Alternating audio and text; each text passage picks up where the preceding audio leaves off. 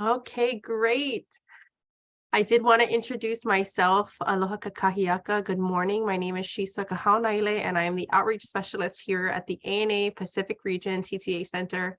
And I'm very honored to be here today with our new ANA Commissioner, Patrice Kunesh, and also Captain Bonnie Kahape'a-Tanner. It's going to be a great morning here in Hawaii, a great morning, or a great day wherever you guys are located. So let's go ahead and get started. First, I did want to hand the space over to our new ANA Commissioner, Patrice Kunesh. We're so grateful to have you here. And with that, I will let you take over. Well, thank you, Shisa. I really enjoyed the conversation before this started about the photographs. And Bonnie, I'm just so in awe of your work. So I wish I could be one of those little kids on that boat learning to navigate. And I think you're teaching them more than just navigating the water. You're sort of teaching them how to navigate life. So I really appreciate that. So let's start this out in a good way. I'll say aloha, talofa, hafa'ade. Did I say that correctly? And in Lakota, the language of my Lakota relatives, we would say ampetu washte. It means good day. And I always love saying that word because it's very affirmative, sort of like what Shisa was saying. It's a good day. And it's just really affirming for the work we do and the communities we serve and the collaborations we make. And thank you to all of you who are joining this webinar. I see the numbers are going up, and it's such an interesting, fascinating topic, the future of ancestral knowledge. So I love the title too, the future of ancestral knowledge. And for me, I learn every day from the wisdom of my elders. And I just only hope and pray that I will achieve some wise perspectives along the way. So we really appreciate you taking time out of your busy schedules. Maybe you're starting the day, or maybe you're at in the afternoon of your day and taking a break. But this is really an opportunity to celebrate the knowledge that lives in the beautiful waters of the Pacific region. And I will be so fortunate to visit Hawaii next month on my travels and really see firsthand these beautiful waters and meet Bonnie as well. So I am Patrice Kunesh. I am the fairly new commissioner for the Administration for Native Americans at the Department of Health and Human Services.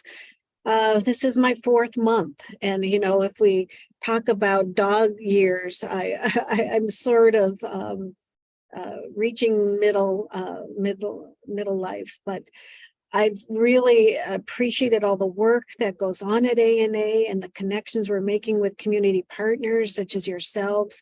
I've worked most of my life in Native American affairs as an attorney and a policy advocate in a lot of different ways. And I actually started my law career under an ANA contract with the Native American Rights Fund doing Indian child welfare work. So it's beautiful to think of this coming full circle. And I'll just say a few thoughts about, you know, there's so much to be said about the different types of knowledge that we live with, you know, within our families, within our communities, and really what informs us as human beings, our values, our characters. And that knowledge comes to us from ecological knowledge or, you know, book and academic knowledge. Sometimes it's emotional knowledge that comes to us from our ancestors. So today we are excited to be visiting the island of Oahu in Hawaii to hear from Captain Bonnie and how she's approaching the future of navigation. And she's going to share her story about serving as a watch captain on the voyage to return Master Navigator to the Micronesia in her current role as the captain. And I heartily apologize for not being able to pronounce the Hawaiian names. And I hope maybe next month I'll get a little tutoring on that, because I don't want to stumble. I don't want to mispronounce, because these are beautiful words that are very descriptive of you and your work. So I am really, really honored here to be able to sort of introduce and launch this discussion. This truly is the future, ancestral navigation. And we're so thankful for the support of Shisa and Bonnie, and for this project that will serve communities for decades to come. And that is very apparent by the photographs of these little ones on the boats, learning along with their elders. So I'll turn it back to you, Shisa, and I just really wish I could be there in person, Bonnie, to be part of your navigation, your voyaging. But I'll look very much forward to meeting you next month. Oh, mahalo nui, Ene Commissioner. We are so thankful to have had you here and to share space with you. With that beautiful introduction, let's go ahead and hand things over to Captain Bonnie Kahape'a-Tanner. Bonnie Kahape'a-Tanner is also the executive director as well as the captain of Kānehūnāmoku. She's the ED of Kānehūnāmoku Voyaging Academy, and you'll hear more about that later. It is definitely as cool as it sounds. And she's also a crew member of the Makali'i Voyaging Canoe and Nakalai Wa'amoku Hawaii. So we're really excited to have you, Aunty Bonnie, and I just want to take this time to mahalo you for being able to give your mana'o and all of your mo'olelo, your thoughts and your stories of what you've experienced and how that is translated into your time with Kānehūnāmoku Voyaging Academy. Mahalo nui. O Höküle'a ka wahine o mau ke kane. Noho pulawa alawa amai o Makali'i he keiki he kiakahi. Holopu o Makali'i I ka moana nui a kea. Alawa amai o Kānehūnāmoku ka pula he kiakahi. Ki aku ka maka I ka ālihilani a uili mai ka mokula. O kualoa ka aina o kane hoalani ka pali nana e hi'i. I ke ala pono e holo aku ai a hoi mai. Me ka ike o komua e kau mai nei. E mau mai ka ike a mau loa e. Aloha mai kako. I just wanted to open us up with our mo'oku auhau o Kānehūnāmoku, which is our genealogy. And we give our highest honor to our ancestors who are Höküle'a, which is a voyaging canoe, and Mau Pialiug, who is our father or our grandfather in this case. And then we come on down to Makali'i, which is a voyaging canoe from Hawaii Island, who's our mama. And then from that comes the birth of Kānehūnāmoku. And I'll share a little bit about more about that as we go throughout this next few minutes together. And but yeah, mahalo nui to ANA, to the commissioner, to Shisa for inviting me to share. Please, the best way is to throw up some questions. I know we'll do questions at the end, but if you keep them coming, I can kind of see what it is and more casual style. But we do have some slides prepared and we'll go through them. But definitely, if you have questions, I'm happy to try and answer them. But just to share a little bit, you know, back in the 70s, that was what's kind of known today as the Hawaiian Renaissance. And there were a lot of different movements that were kind of sparked and generated and that came about in the Renaissance that got us to, you know, really where we are today as a lahui and as our culture continues to develop. And so one of those movements that came about in the 70s was actually the Höküle'a project. And the idea was to design and build a canoe based on what we knew about our ancestral wa'a, and to prove that we could navigate two ways. I always remind people it's really important that we talk about voyaging being two ways. So you got to go round trip. You cannot just go one way. You got to make sure you can get back home.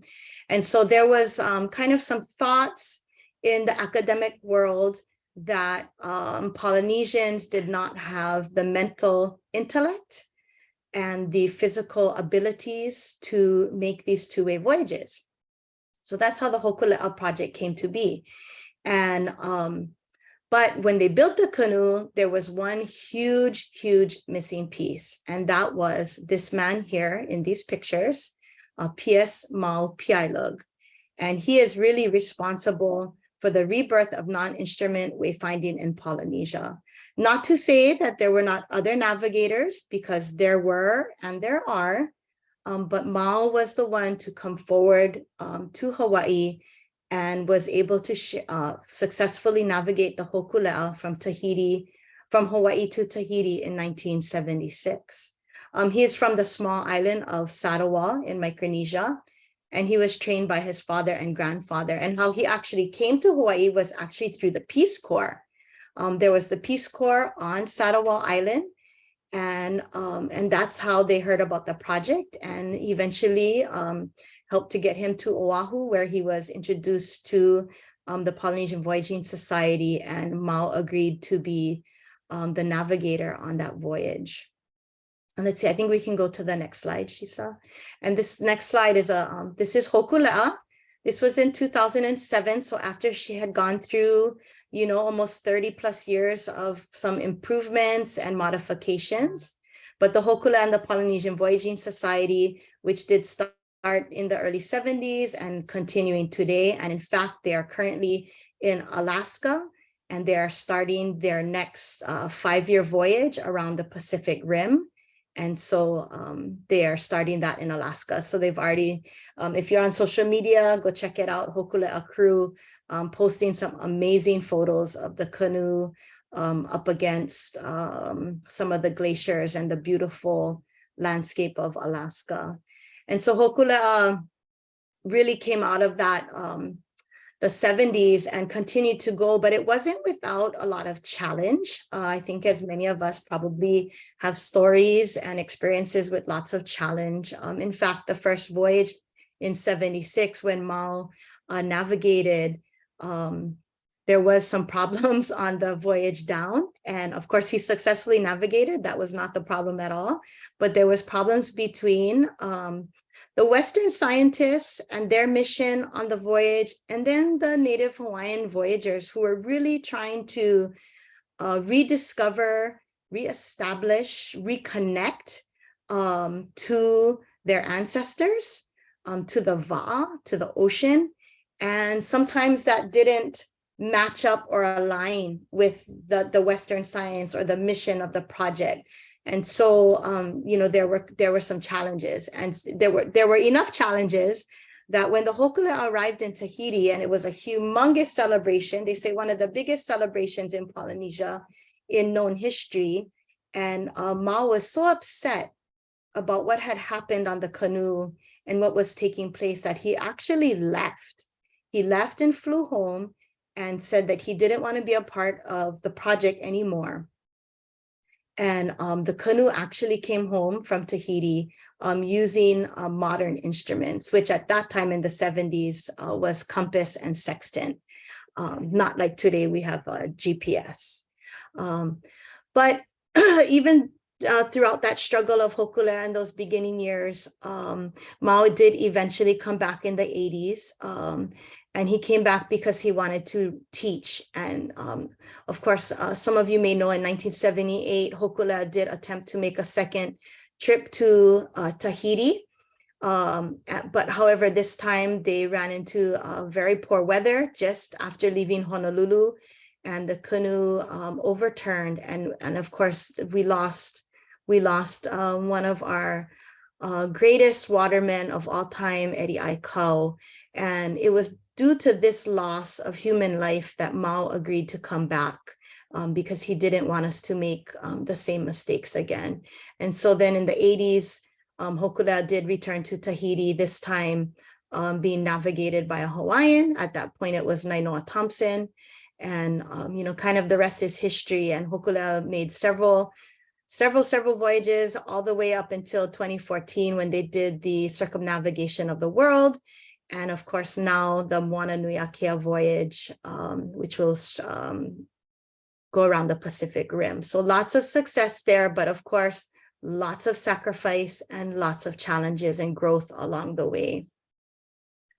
As Höküle'a went around and, you know, introduced herself back into these communities throughout the Pacific and then eventually the world, it really reawoke ancestral ties and our connections to the ocean. And so now we have, you know, lots of voyaging canoes throughout the Pacific, not just in Polynesia, and more being born every day. And so one of the offspring of Höküle'a is the Makali'i. And I'm sorry, I don't have a photo of Makali'i in this slide deck right now, but the Makali'i was built on the Big Island of Hawaii. It's a single-masted canoe. So if you look on Höküle'a, she's got those two big brown sails. So she's a double-masted sailing canoe. Makali'i was built with one mast.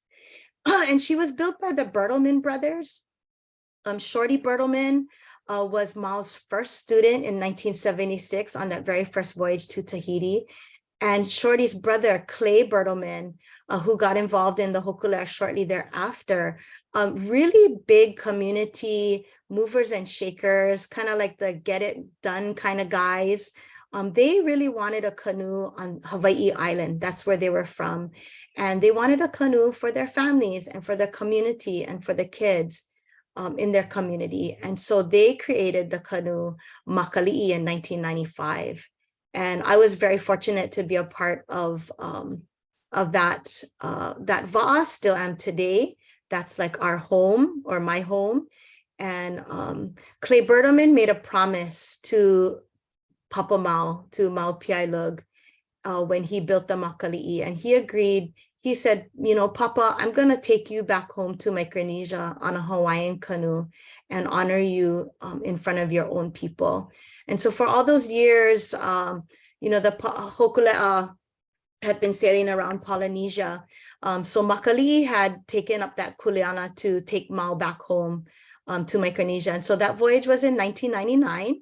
And myself and a bunch of other wahine were fortunate to be a part of that voyage, and we learned a lot. And so, if you can go to the next slide, Shisa.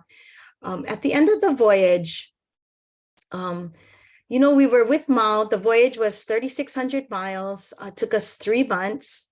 Of course, island hopping along the way. We got to see some of the most beautiful landscapes in the world, and really got to spend a lot of time with our master teacher, with Papa Mau. You know, when you live on a canoe with someone, it's very intimate. It's totally like a family. And we learned how to care for each other. We learned how to care for our father, who is our navigator, Papa Mau. And so at the end of the voyage, when we were coming home and we were leaving Mau back in Saipan, we asked him, like, okay, Mau, now what do we do? Because we didn't know if we would ever see him again. We didn't know if he would be coming back to Hawaii. And so we said, oh, Papa, you know, like, we're so sad to leave you. You know, we don't want to go home. And then his lesson to us, or his kauoha, his you know, thing that he said to us was, go home and teach what I have taught you. And, you know, so of course we came home. We were a lot younger back then, in our 20s, and charter schools were just starting to come to Hawaii.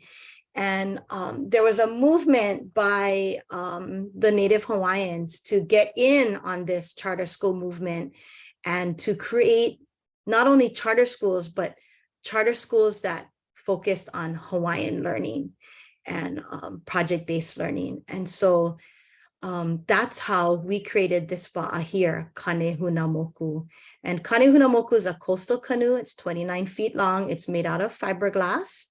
And It's designed to be a sail training vessel so that we can teach young people aboard this canoe, and then they can transfer those skills directly onto the bigger canoes, like Höküle'a and like Makali'i and the many other canoes that have come since. Okay, let's move on to the next slide. So Kānehūnāmoku, we just celebrated our 20th year. She was launched on November 19th, 2002. So we have done a variety of programs over the years. But I would say one of the biggest programs that we've done or that we've established throughout the 20 years is to really embed Va'a knowledge and Va'a education into the standard curriculum. And not just in charter schools. Now we are really working with the Department of Education to get this knowledge and this teaching and these learning opportunities into the public school system. So it's not extracurricular, it is the curriculum. And so that's something that we're very passionate about and that we've been working on really hard. This picture here on the left with us all in yellow, this is our Halal Holomoana program, which was also funded by an ANA iLead project a few years ago. And this is our maritime training and leadership program, where we take high school students from all over the islands, from all different schools, and we get them together and we introduce them into college and career opportunities in ocean-based industries, including the maritime. And of course, many of you from island states or coastal states, maritime is so important. It's actually important to the whole world. That's how all of our commerce moves around. And so we really want our young people to have access to those high quality and high paying jobs. And so that's one of our cohorts there. And then of course, that's Kānehūnāmoku with this beautiful backdrop of the Ko'olau mountain range. And this is in Kaneohe Bay. And then let's go. Yeah, perfect. We can go to the next. So I guess I just really want to share more about Mau, because I think that's something that he's someone that we can all connect to. And he really was brave and courageous to come to Hawaii outside of his culture in Micronesia and really offer his sacred knowledge to teach and to show us the way. I like to say that he gave us back our eyes. On the canoe, their eyes, the manus, or the front and stern pieces of the canoe sometimes are called mas in Micronesian, and that's eyes. And so, when we were born as Hawaiians in this recent history, we were really born without eyes because we had lost that ability to see the stars. We had lost that ability to read the waves, to understand the wind. And so Mau really gave us back our eyes and taught us how to see again. And so there's a couple of things that he always shares. And this is something I like to include in my sharing is kind of these words of wisdom that he left behind for us. So the first one is stay together and one family. And he always said that he placed the stick between Hawaii and Micronesia so that we can be one family. He wanted us to be one family of the Pacific, one family of the world, and not follow the Western lines and divisions that have been forced upon us through time. And so that idea of staying together is really important. It's actually very hard to do in theory, right? And in practice is to stay together and to accept everyone within our circles to become one. So it's very beautiful. His other one was practice your culture. He was very strong in knowing your language, knowing your culture, and the importance of practicing it daily. In Micronesia, when we traveled there in 1999, their culture was so strong. For us coming from Hawaii, it was just really eye-opening to see of all the ages, from babies to the elders, working together, living together, you know, preparing food, making lei, fishing, farming, doing their, you know, their handicraft work and all of those things. So Mau was always very adamant to us that it was important to practice our culture. Another one is feed the canoe. The canoe has life. The canoe is our mother. And so we have to feed the canoe. And so a practice that we have on Makali'i and Kānehūnāmoku is that we actually do feed the canoe. Anytime the crew eats, we take a little bit of our food and we place it on the manus, or the stern pieces of the va'a, and we feed the canoe. Of course, it's symbolic. But the idea of feed the canoe is also about, I think, sustainability. And it's about taking care of things and looking at things as part of the family, right? So the canoe isn't separate from the ohana. The canoe is actually a family member. Give me your sons. When Mau started training the Hawaiians in the 70s, you know, a lot of them were in their 20s, which we would consider super young today. But he told them, you're too old. You're only learning now. You're an adult. You're too old. In Sarawak, we learn when we're babies. We start learning from the mothers while we're in the womb. And the mothers sing us the songs of navigation. And then the mothers teach the children about the culture, about navigation, up until the men, when they move into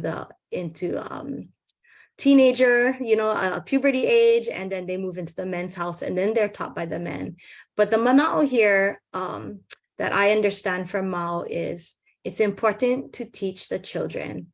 If we want this tradition, if we want this knowledge to continue on into the future, and if we want to keep perpetuating this, and if we don't want to lose this knowledge again, because remember, as Native Hawaiians, we lost this knowledge, then we have to teach the children. The children is where the future is. And then, of course, make happy and break the floor, which is the best, right? So it was always play hard, work hard, and play harder with Mau. He really loved to enjoy life. And he always said, okay, when work pau, we make happy. And make happy could be, you know, just hanging out, talking story. But he loved to sing, and he loved to listen to Hawaiian music, and he loved to dance. And that's where break the floor comes from. Break the floor is when you're really having a good time and everyone's out dancing together. And that was break the floor. So those are like the 6 principles of Mau. And I, you know, we teach these, and then we try to manifest these in our daily life. Let's go to the next slide. Okay, so all kinds of stuff going on. And in addition to teaching, one thing we started to notice over time was, you know, it's really hard to get our young people wanting to dedicate themselves to a cultural practice. And for us, for voyaging and every cultural practice, it's not something you do for a couple of years and then you go do something else. This is a lifelong commitment. And, you know, as the nonprofit world and as teachers, you know, we don't make a livable wage, especially here in Hawaii. And so we started having really hard time recruiting new people that, you know, everyone wants to learn about the canoe. That's not the problem. Everyone wants to go sailing. That's not the problem. How many people want to be a cultural practitioner that are willing to be teachers? And that's where we started to see the challenge. And so we created a project it was like our very first adult program after, you know, 20 years working with kids, you know, and they come and go. We thought we better start investing into our adults. And so we created a project to teach adults about voyaging, but not just voyaging and becoming community leaders and community educators. And so we actually started with a pilot project that we got funded for 1 year. And then we applied for an ANA project, Hoa Mau, and we were fortunate to receive that. So we're in our first year of that Hoa Mau project. And so it's been super successful and challenging, of course. But we've had a lot of great response from the adult community, and we've actually been able to hire a few people from our pilot project, and hoping to hire some more as we go through these years from this ANA project. So you can see, I'll just explain the pictures a little bit. On the left there, they are dyeing their kihei, or a cloth that we'll be using in ceremony. And they're also dyeing some kaula or some cotton line in there as well. Olena is turmeric, and we use it for ceremony. You can see there in the middle picture, this is the ahu at Kualoa, which is one of the picos or center of voyaging. And so you can see there's some olena there on that pohaku. And then on the right, we have Hulukoa, who is one of our Hoa Mau participants, and he is learning how to do some lashing there. Okay, let's go on to the next slide. Again, teaching the children, we work with all ages from pre-K all the way up into high school. And then of course, now with our adults. What's awesome about Kānehūnāmoku, which is our va'a, and the water that we are fortunate to sail in, which is Kaneohe Bay, is we have a nice, safe waterway to teach children of all ages. And the canoe is small enough that these little guys can learn and be right in the work and do everything. But it's also not too small that we're not challenged physically by it as well. So we can do a lot there. Okay, next slide. I just wanted to add this picture. This is Makali'i here on the left. This was also an ANA project a few years ago, where we sailed to this very special place called Moku Manamana, which is in the Papahanaumokuakea National Marine Monument. It's about 600 miles northwest of Honolulu, and it's a very remote island.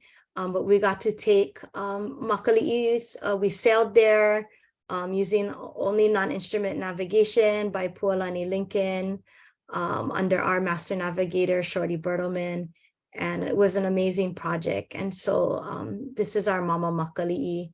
And then on the left, right there, I have another picture of Hulukoa. This is just from last week, right? So we're talking about community leadership and community volunteerism and becoming that community teacher.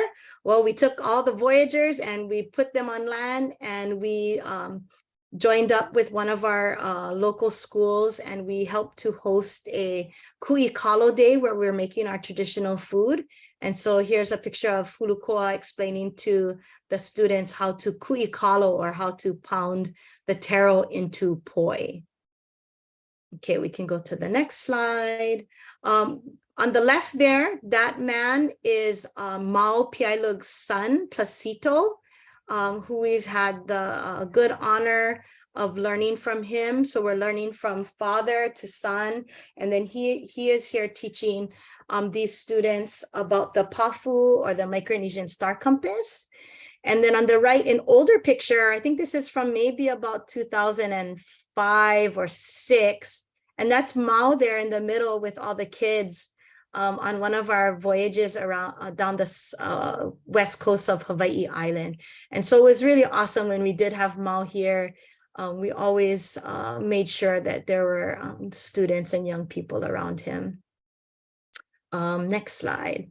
And this is Wella, one of our adult interns with the Hoa Mau project. And what's really awesome about Wella, he's holding up his kihei that he dyed in the olena, and which he will use for ceremony coming up in August. And what's awesome about Wella is he has a PhD in math. He's one of the only Native Hawaiians with a PhD in math. And he is currently sailing on a voyaging canoe from the Cook Islands, and he is on his way to Samoa with 2 of our other participants. And that's through another partnership with our voyaging ohana down in Rarotonga.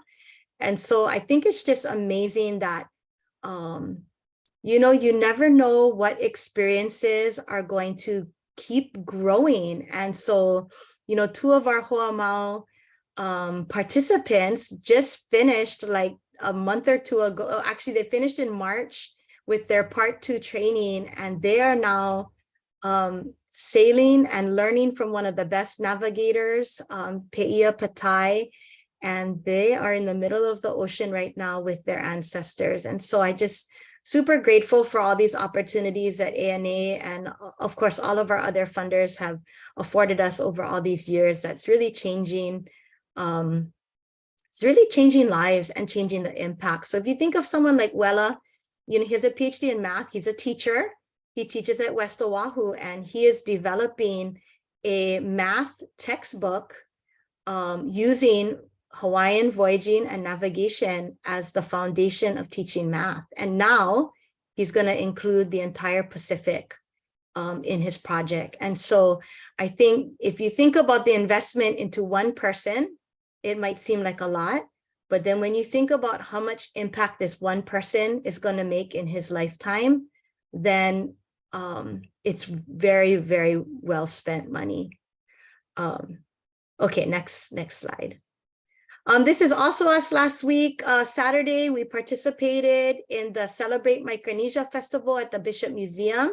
The canoe you see behind there is a 16-foot single hull sailing canoe that we built back in 2015 with Mao's son Placito. And the woman in the middle in red with the black and white stripes is Mao's daughter, Martha.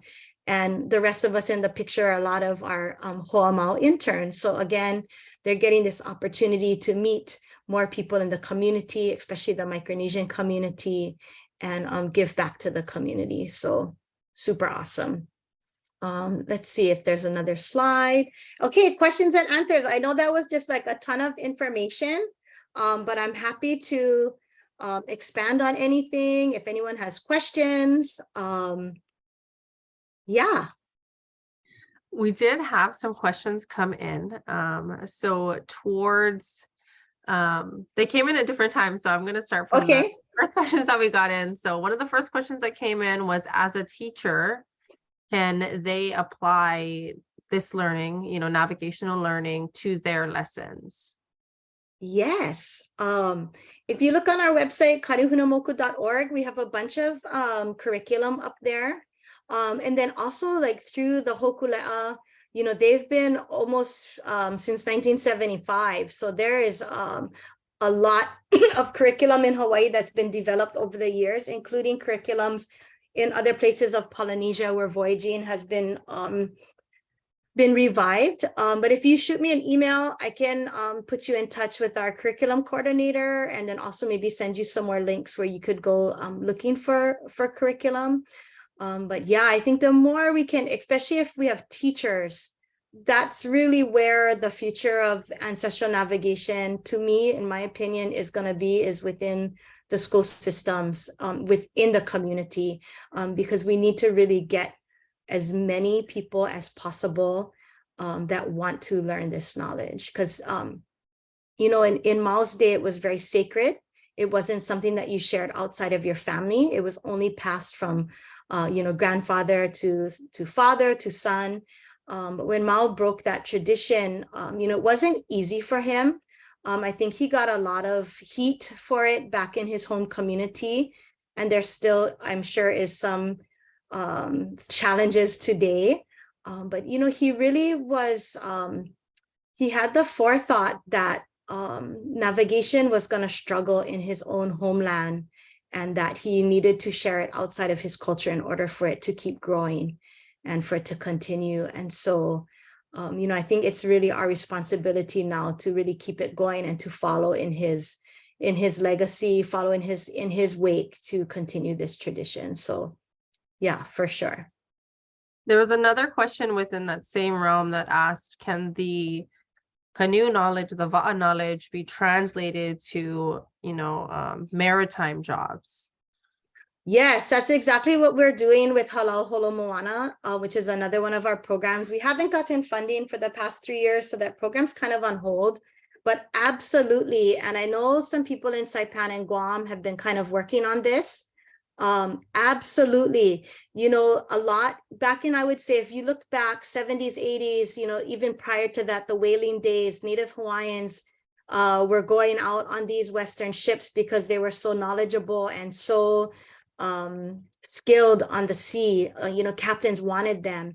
And then when the maritime industry started to grow and commerce started moving a lot on the waters, you know, Native Hawaiians, especially here, held those jobs. They were captains, they were the engineers of these ships. And then as things in the industry changed, when things became more mechanized, more computerized, it started to alienate a lot of our young people from securing these types of jobs. And so what we're trying to do is re-strengthen local youth, Native Hawaiian youth within the maritime industry. These are high-paying jobs, livable wages, and they have great schedules because they only work half a year. And that means the other half of the year, they can be home with their families and working in their communities, which is what we try and promote in our programs. And then I have one more teaching question. And it's, how do you manage teaching different ages? And this one came in around when you were talking how you guys have pre-K to seniors on the canoe. Yeah. Okay. So I am not the master of that. The master of that goes to Mahelani Treaster, who is our curriculum coordinator and program manager. And she is just an amazing, amazing teacher. And so she and the rest of our team over the years have been able to scaffold and differentiate the learning from the pre-K all the way up to the high school level. But it is possible. It's, you know, breaking things down into little chunks, but learning, you know, along the way. And then I always remind people that the star compass that Mau teaches was actually, or is actually taught to young children of preschool age in their culture. So, you know, there's never underestimate the mind of a young child and their ability to learn. And then one more question just came in through the chat. What are some ways that communities across the Pacific are collaborating today, and how could we collaborate better? Awesome question. I would love to be a part of that discussion further and collaborating. I think ANA is a good example. When we've been able to get together for trainings, you know, for us here in Hawaii, been able to connect with people of American Samoa and from Guam, because we're all doing kind of like some similar programming, but I think we could really use some support in how we could collaborate better.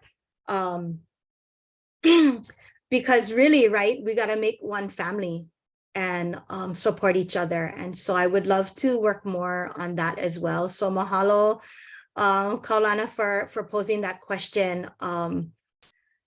Yeah, I think we're doing little bit stuff here and there, like 500 sales. We've been doing just barely scraping the surface of just kind of talking story a little bit with each other.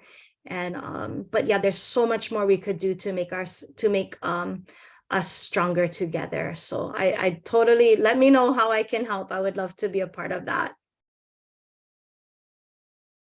Awesome. And then the one more question came through, and it's about is the Höküle'a the only canoe sailing right now? Well, let's see, from Hawaii, yes. From Hawaii, of the big canoes, Höküle'a is the only one that's doing anything kind of a big voyage. And they've got, you know, their big one is planned. So they're planning to be gone like 4 or 5 years, going around the Pacific Rim. I think our other canoes like Makali'i are sailing and training coastally. Hawaii Loa is being restored. Hikianalia will join Höküle'a at some point along their voyage this year. Let's see, what other VODs do we have? Oh, Mo'okiha from Maui. They do a lot of sail training. We just had in March a canoe festival at Kualoa, which Kānehūnāmoku helped to coordinate, and it was awesome. We had 7 of the small canoes, like Kānehūnāmoku. So she had, for the first time, her brothers and sisters all together. And then we had Mo'okiha and Höküle'a come for that event. So, and then also I will add, the Pacific Arts Festival, I hear, is next summer. And so there is some discussion about bringing up canoes, especially from Micronesia. And so I guess that's another way we could collaborate and help to make sure that that happens. But there are also a bunch of canoes, voyaging canoes in New Zealand, in Aotearoa, and then of course the canoe Paikea, which is in between, somewhere between Rarotonga and Samoa right now, with 3 of our crew members and 7 others from Samoa and Rarotonga. So we're super excited about that. Okay, so if you have any other questions, feel free to leave them in a chat. You can send an email over to myself, and I will connect you and get any of your questions answered. We have a little time left. I wanted to ask you about this photo on the right, with those 3 keiki there. Oh, yeah, this is actually last October. This is on the island of Kaho'olawe, or Kanaloa-moku. Kaho'olawe is an island in Maui County that was used for target practice and bombing by the US military.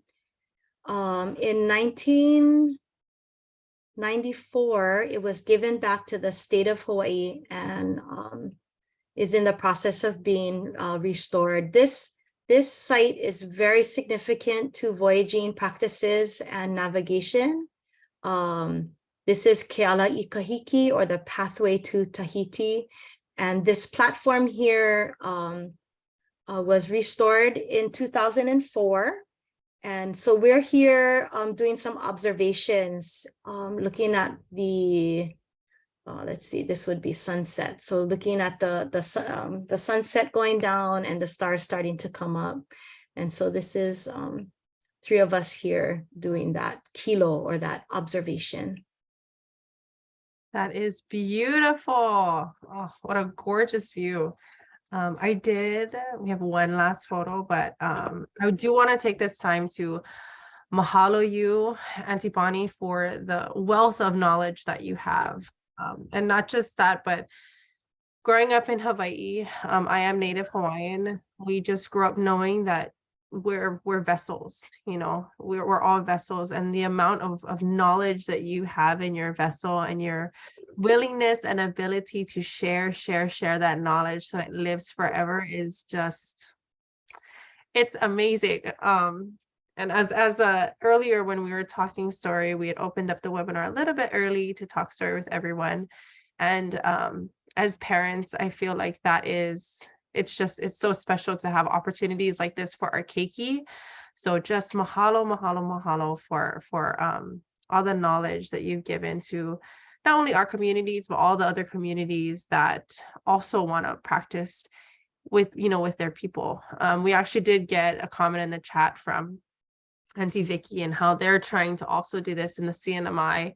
And if you look around the Pacific region, there's been many projects that are giving our Native communities that knowledge back. So feeling very grateful for sharing space with you. If you do have a little bit of time, we have one more question that came in. It's, how long is an average voyage, and how do you survive being on the ocean for so long, such as sleep and other personal needs? Yeah, I see the question there. Thanks, Carmelia. Yeah, so the big voyage that we did in 1999 to Micronesia, that was 3 months in total, but the longest leg that we did, so from island to island, was 21 days. So 3 weeks, that's kind of good. And it's beautiful. You just really get in tune with the environment. The sleeping, if you're a crew member, you're usually on like anywhere from 3 hours at a time up to 6 hours. And then you rotate. So my watch was 6 a.m. to 12 noon. And then we'd be off watch from 12 noon to 6 p.m. And during your off time, that's when you can shower, write in your journal, you know, like wash your laundry, do all the things that we have to do in life. You do those on your off watch time. So that would be your personal needs. And then also your sleep time, because then you're going to come back up from 6 to midnight. So you want to make sure that you're well rested for your watch. And then I see, you know, you're making a comment about our food, and this just recently came up again. So the Makali'i did that voyage to Moku Manamana in 2019. And part of that project, which is ongoing today, was learning how to preserve our food and how to provision the voyage. So a lot of times in the past, and still today to an extent, we talk about Costco. Like we just go to Costco, we buy all the food and we put all that food on the canoe.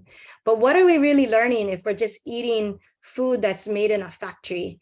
And so the Makali'i project was really designed to inspire the communities and the schools to grow their own food, and then to learn how to preserve that food so that we could take it on the canoe so that it would be shelf stable. And so that was extremely successful part of that project, is that we learned how to dry food. We learned how to freeze dry food, you know, like astronaut ice cream kind. We learned how to dehydrate. We learned how to can. And so the schools were tasked to grow things, not only vegetables and fruits, but even grow chickens and cows and pigs, and take that food and preserve it. And that voyage, I feel like that was the best food I had ever eaten on the ocean. And we all felt so much more connected to our ancestors, to the environment, to the va'a, and to each other. So when we can eat the foods of our ancestors, when we can eat healthy foods, it creates the opportune, I think, situation for our minds and our na'au, or our hearts, to grow. And so I know the Makali'i is continuing that and spreading that knowledge beyond Hawaii now. So again, another ANA project that continues to make an impact. So super grateful. Mahalo for that beautiful question and answer. With that, we do want to respect everyone's time. We're coming up towards the end of our webinar. Again, mahalo for joining us today, and mahalo to Captain Bonnie for giving us a chance to see what it's like to live and learn this ancestral knowledge that is sailing and on the va'a, on the canoe, not only for yourself, but also for your communities and for your keiki, all the keiki that come under you and through the opportunities that you have opened up. I wanted to give you some time if you have any last thoughts or share any mana'o. Yeah, please. Oh, yeah, I just seen that June. I was like looking in the chat and I'm like, oh, Junior. Aloha, June. June was one of our crew members on our Makali'i in 1999, and congratulations. June was just down in Sarawak for a ceremony. So he, and along with many others of our crewmates, you know, we're like brothers and sisters, and continuing to you know, honor Mau and his legacy. And Shisa's cousin is one too, Kainani Kahauna'ile. And so again, mahalo nui for this opportunity. Please reach out to us. Check us out on our social media, Kānehūnāmoku on Facebook and Instagram. And you guys can shoot us an email, check out our website. And we're just happy and blessed to share with you folks today. And if you have anything that we can help you with or want to connect, please do so. Mahalo nui. Thank you so much. Everyone will be getting a follow-up email with all of this great mana'o, this information that was shared today. The websites, you know, the Höküle'a Instagram handle. We'll be sure to share all of the things that were shared in this webinar with you via email. And you will also get a link to the recording of this webinar when it's ready. And with that, I hope you enjoy the rest of your day. We are grateful to have held space for this beautiful webinar, and we hope you to have a great rest of your week. Mahalo, kako.